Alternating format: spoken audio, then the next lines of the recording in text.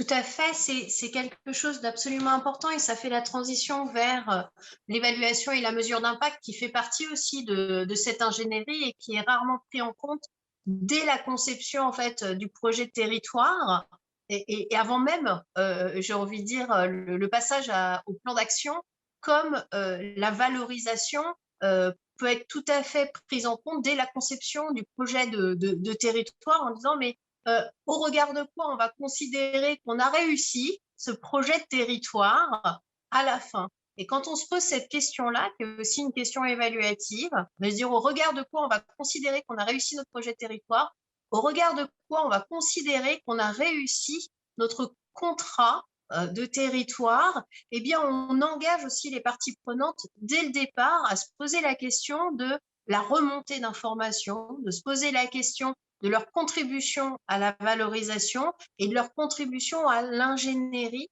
Et c'est vrai que dans les plans d'action, souvent, n'apparaît pas l'ingénierie. L'ingénierie apparaît en plus, comme l'évaluation apparaît en plus. Et là, je vais laisser la parole à nos deux dernières contributrices qui sont Adeline Cardinet du Pays Sud de l'Aisne et Frédéric Marquet de Paris-Est Marne-et-Bois pour partager avec nous leur expérience de l'évaluation de projets ou de contrats ou de projets de territoire avec une question, c'est comment déjà, enfin, vous avez intégré l'évaluation dès le début de votre contrat ou dès le début de votre démarche. euh, qu'est-ce qui vous a amené à le faire et comment vous l'avez fait? Frédéric, si vous voulez prendre la parole. Oui, merci beaucoup Gabriel et puis ben, merci beaucoup de m'avoir conviée. En fait, je suis là depuis le début et comme je dis, enfin, je me régale vraiment parce que nous, on est en Île-de-France. Donc, Paris-Est-Marne-et-Bois, c'est 13 villes, mais c'est 510 000 habitants, 51 000 établissements et je ne sais pas combien d'associations. Et en fait, je trouve que vous êtes, par certains côtés, beaucoup plus structurés que nous en Île-de-France, je dirais. Peut-être que les besoins ont fait que voilà, il y avait plus entre guillemets une urgence. Donc, je trouve ça vraiment intéressant. Et on a aussi les mêmes problématiques. Donc, je trouve ça. Enfin voilà, ça c'était juste en introduction. Alors nous, on n'a pas encore de contrat de territoire. Or, normalement, ça devrait être un objectif. Donc, ce dont je vais parler, moi, c'est plutôt d'une dynamique qui a été mise en place à Paris-Est, Marne-et-Bois. Moi, je travaille au développement économique. Je suis en charge de l'innovation et de l'expérimentation et je promeus, si vous voulez, une méthode de catalyse qui est face aux enjeux de ce territoire, de créer un dialogue territorial, et j'ai entendu à plusieurs reprises que vous l'avez cité également, entre les acteurs du territoire. Donc, je vais d'abord être plus en phase, plus en relation avec les acteurs avant même les élus, finalement. C'est ce dont je m'aperçois aujourd'hui, c'est que nous, on est vraiment parti du terrain pour faire la preuve et pour faire les remontées auprès des élus, parce qu'on sait que sinon, à part quelques supporters, on aurait eu du mal en fait à défendre la méthode sans en avoir fait la preuve. Et cette méthode, elle est mise en place. Enfin, moi, je suis arrivée au territoire en septembre 2018, mais j'avais déjà eu l'expérience de ce type d'approche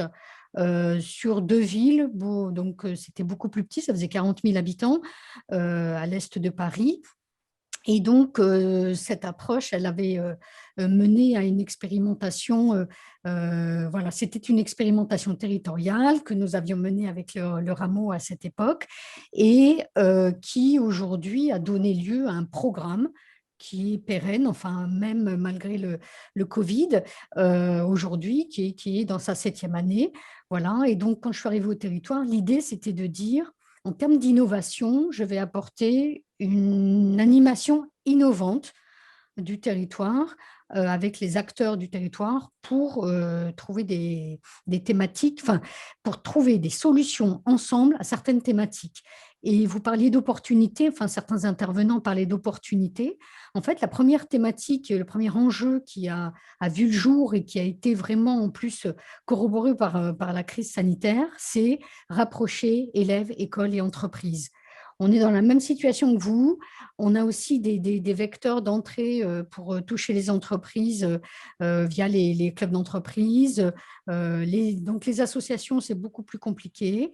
Les collectivités se méfient parfois un petit peu de notre structuration aussi, donc c'est pas évident.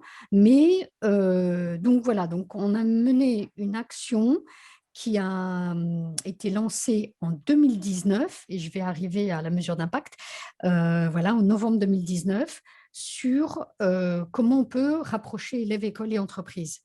Et donc, forte de mon expérience sur les 2 villes précédentes, où on n'avait pas mis la mesure d'impact immédiatement en fait, dans l'approche, à cette échelle-là, en fait, pourquoi est-ce qu'on a intégré assez rapidement l'évaluation? C'est qu'à l'échelle de 13 villes, on a créé un collectif. Et dans ce collectif, il y avait un représentant d'éducation nationale, un représentant du MEDEF, il y a, pardon, de la Chambre de commerce, un représentant des villes qui sont un peu notre vitrine, et des représentants associatifs. Et il fallait absolument qu'on puisse assez rapidement montrer, comme vous l'avez dit d'ailleurs à plusieurs reprises, à quoi sert le temps qu'il consacre sur cette dynamique, qu'on n'est pas simplement en train de boire le thé et à se raconter nos histoires. Donc, il fallait vraiment qu'on puisse enclencher assez rapidement un moyen de mesurer l'impact pour que chacun, dans sa structure et dans ses institutions, organisations, puisse montrer que l'investissement qu'il mettait en temps dans la dynamique que l'on mène, qui s'appelle VitaWin, était mesurable, qu'elle produisait des résultats ou qu'elle allait en produire. Et donc, c'est pour ça qu'on a intégré assez rapidement l'évaluation. Voilà, dès le début du contrat, et que nous, on est porteur du projet, enfin de cette dynamique, et que du coup, je l'ai défendu d'un point de vue budgétaire assez rapidement finalement. Ça, c'est pour répondre à la question. J'étais un peu longue, mais… Merci beaucoup, Frédéric. Mais ça nous permet de comprendre le contexte. Adeline Cardinet, du côté de Pays Sud de l'Aisne, de votre côté, comment vous avez intégré l'évaluation au plus tôt dans votre démarche, dans votre contrat?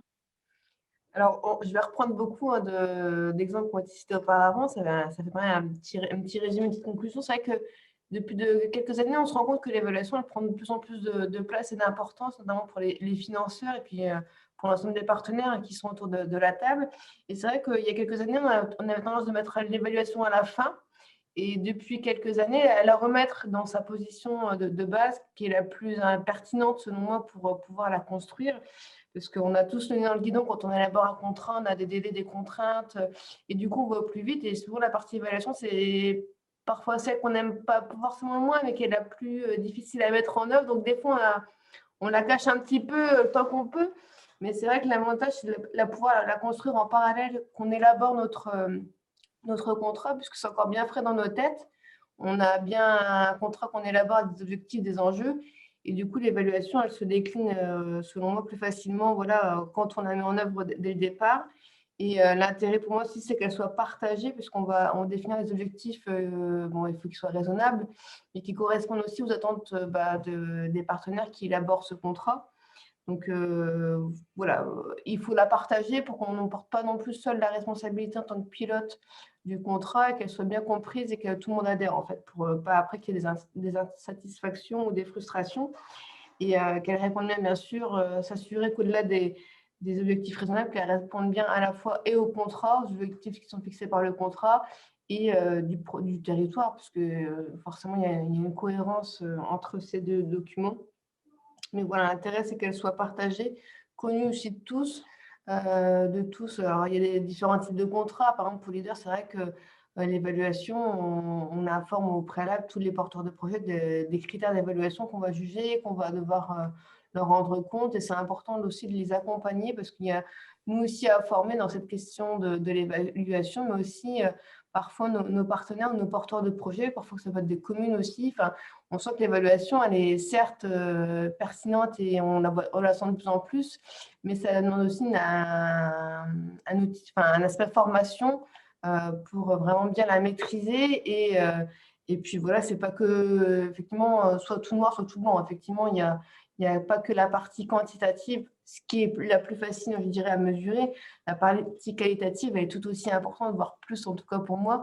La méthode d'arriver à l'objectif, enfin, voilà, il y a quelles contraintes on a eues, quels recours on a eu, quelle solution on a pu trouver, et puis quelle préconisation aussi pour l'avenir, en fait. C'est toute une aventure par rapport au contrat, en fait. Ce que j'entends, c'est qu'en tout cas, ce qui est important pour que ce soit mis en œuvre, c'est effectivement d'éviter de le repousser à plus tard parce que c'est quelque chose en plus et que là, vous avez plutôt cherché à l'intégrer dès le départ dans le dialogue avec les parties prenantes pour en faire quelque chose de partagé, en tout cas. Oui, et puis de plus qui colle au mieux et au plus à la réalité du contrat. Et c'est un petit peu notre fil conducteur aussi. C'est aussi ce qui va nous permettre de nous remettre parfois sur les bons rails en disant, bon, bah, là, peut-être qu'on s'éloigne un petit peu. Alors après, il y a différentes méthodes, des questions évaluatives. Est-ce que c'est vraiment, enfin voilà, différentes méthodes, des outils qu'on met en œuvre. Et puis si on est accompagné ou pas par un bureau d'études aussi, ça change aussi la donne. Mais en tout cas, je pense que ça peut être une bonne colonne vertébrale pour se dire, ah, bah là, peut-être qu'on s'éloigne un petit peu, mais on peut revenir par telle ou telle issue. Et effectivement, ça demande beaucoup d'animation, de temps d'ingénierie, parce que c'est un suivi régulier du programme, des porteurs de projets, et c'est un temps important. Vous étiez en train de parler de formation des porteurs de projets et puis peut-être de vous-même Ah oui. et puis d'un et puis d'un accompagnement. Comment est-ce que ça se passe? Et puis je poserai la même question à Frédéric pour Paris-Est-Marne-et-Bois. Alors nous, alors c'est vrai que je me rends compte qu'on parle beaucoup du leader, donc on a beaucoup critiqué cette programmation, mais en même temps, voilà, elle est très prégnante sur tous nos territoires, notamment ruraux. Et nous, ce qu'on a mis en œuvre, c'est de la coopération entre tous les territoires leaders et avec un bureau d'études qui nous permet aussi de nous outiller, de nous former, de ne plus être seuls aussi, malgré les relations qu'on a entre animateurs. Mais je trouve que pour le coup, l'esprit leader, il nous a permis de monter en compétences sur des outils d'animation, sur des partages d'expériences. Et puis tous les contrats sont, voilà, dans chaque contrat, on apprend des choses qu'on aurait pu faire, qu'on a fait mais mal, qu'on ne recommencera plus du tout. Et du coup, voilà, je pense que tous ces temps d'animation sont importants pour, voilà, pour s'évaluer, s'auto-évaluer et puis faire apprendre aussi aux autres porteurs de projets, prendre le recul et puis voilà, essayer d'aller toujours d'un côté, aller plus loin, mais voilà, sans être que dans le négatif non plus, si ça n'a pas, s'il y a eu un échec. Ce que j'entends, oui, dans votre témoignage, c'est qu'effectivement, on est dans à la fois un dialogue à travers l'évaluation, on est dans l'apprentissage et on est dans la montée en compétences, pas seulement évaluatives, hein, mais même de la conduite de projet, de la réalisation des actions sur le territoire. Et que du coup, on n'est plus du tout dans ce qu'il y avait il y a quelques années, l'évaluation sanction, mais on est dans l'évaluation apprenante. Ouais, mais qui est plus qualitative et plus constructive, surtout pour moi. Et ça permet aussi aux autres partenaires financiers ou techniques de bien voir le projet évoluer, le valoriser et qu'ils en soient aussi les ambassadeurs quelque part, quoi. Merci beaucoup. Frédéric Marquet? Oui, oui, je rejoins tout à fait ça. En fait, en termes de formation, c'est déjà de le faire, enfin, en l'occurrence, là, avec notre collectif. C'est-à-dire que pour que, s'ils sont impliqués, bien sûr, ils adhèrent plus, mais ils apprennent aussi à voir les choses autrement. C'est-à-dire que l'évaluation, ça va au-delà donc des résultats quantitatifs ou qualitatifs, puisqu'on essaye de se poser la question de qu'est-ce qui aura permis, est-ce que cette dynamique-là aura permis des transformations profondes? Donc, ça oblige aussi chaque membre du COPIL à s'interroger et ensuite à communiquer autrement sur ça.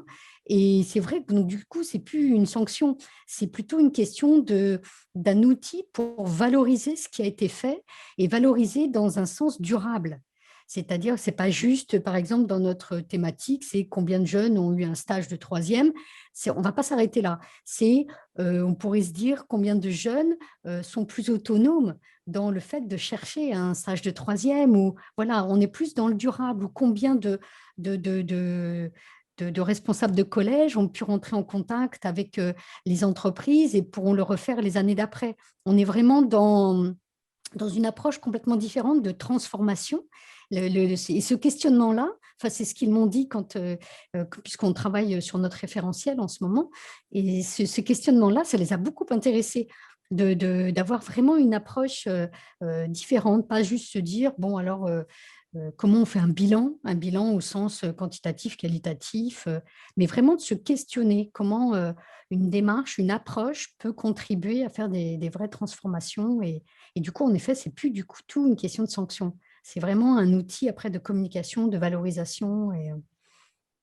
Ça tout à fait. Ça rejoint tout à fait ce que dit Claire, en fait, enfin, ce qui est écrit Claire plutôt, que la politique de mesure d'impact n'a de sens que si elle est définie en même temps que les objectifs du Ouais. contrat. Ce que disait Adeline, ce que vous dites aussi, et ce que Claire écrit. On est vraiment sur ce. C'est une vraie compétence pour laquelle en France, nous ne sommes pas forcément bien outillés ni formés, contrairement à d'autres États européens qui ont plus cette culture de l'évaluation. Et derrière ça, quand on évalue, il y a la peur de la sanction aussi, la peur de l'échec. Voilà, et c'est ça qui fait naturellement, qui peut faire peur à certains, notamment élus, évidemment. Ce qui peut être intéressant, juste, pardon, je voulais Je vous en prie, Adeline. Je vous en prie, Adeline. Ce qui est aussi intéressant, mais ça dépend aussi du contrat, mais ne pas attendre la fin du contrat pour évaluer. C'est intéressant de faire des évaluations. Alors après, tout dépend des contrats, mais on peut faire un mi-parcours ou peut-être une fois par an, voir l'état d'avancée, et pas attendre justement à la fin, parce que là, pour le coup, ça peut être vécu comme une sanction et on peut perdre aussi certains projets, mais c'est au fil de l'eau, ça peut être aussi pertinent. Frédéric, vous vouliez rajouter un point sur effectivement cette contribution. Ça a coupé, Gabriel. Gabriel a gelé. À revenir. Je ne sais pas ce que c'était la question. Oui, je suis d'accord complètement qu'il vaut mieux regarder, comme vous le disiez, voilà, Adeline, au long cours, en fait, voilà, se faire des points au long cours, parce que ça peut soutenir aussi toute cette énergie qu'on met, tout l'engagement, et ça, c'est important parce qu'il faut aussi nous aider à tenir, parce que le temps est long, on travaille beaucoup en coulisses, voilà, et donc ça nous soutient, nous, ceux qui sommes engagés, et puis ça permet d'avoir des éléments pour faire remonter les choses de manière valorisante, en disant si, il se passe des choses, voilà, on avance, et en plus, ça éduque, entre guillemets, les élus à regarder autrement les résultats que regarder juste, voilà, 5 contrats signés ou 5 jobs d'été engagés, mais à regarder, voilà, autrement, de manière plus analytique, durable, voilà. Et peut-être la petite cerise sur le gâteau, c'est vrai qu'on peut le faire pour certains contrats, encore une fois, mais quand on s'ouvre aussi sur les autres territoires similaires aux nôtres, qui ont vécu aussi un contrat du même type, c'est super intéressant de pouvoir, pas comparer, mais voilà, peut-être analyser d'autres territoires qui ont vécu ce même contrat, parce qu'on a tous, voilà, des plus et des moins, et du coup de partager aussi voilà, comment on a vécu ce contrat et comment ça s'est adapté au territoire. Je trouve ça que c'est très pertinent, parce qu'on apprend les uns des autres comment on peut le faire là, et tout le monde en nourrit quelque part une compétence. Merci beaucoup. Pardon, Mickaël. Merci beaucoup pour vos contributions, et effectivement, ces moments de questionnement et qui font qu'à un moment donné, quand se pose la scientificité de la mesure d'impact, est souvent une question, mais qu'est-ce qui va rendre objectif en fait cette mesure d'impact? Comment on va porter cette preuve objective? Le fait de le faire de manière de construire le référentiel d'impact avec ses indicateurs et ses critères de manière participative avec les différentes parties prenantes, ça vient co-construire l'objectivité. C'est-à-dire que même si on ne fait pas une évaluation scientifique si tant est qu'il en existe, à 150 000 € ou 200 000 € avec des comparaisons de cohortes, ben, le fait de se dire avec le budget dont on dispose nous et avec la co-construction de ce référentiel d'impact avec les parties prenantes, et on va aller recueillir ensemble la donnée sur le territoire, on va co-construire cette preuve ensemble et on va la discuter. Tout à l'heure, Adeline disait, bah, on n'attend pas la fin du contrat pour faire l'évaluation, mais on le fait avant. Ça permet aussi de ne pas juste arriver avec un rapport de fin de contrat en disant, ben voilà, on le pose sur la table et éventuellement il sera lu peut-être, mais on en fait un outil de dialogue pour dire, ben voilà, à mi-parcours ou aux 3/4 de parcours, ça nous apporte des enseignements pour aujourd'hui et pour demain. On a fini pile poil à 16 heures, excusez-moi.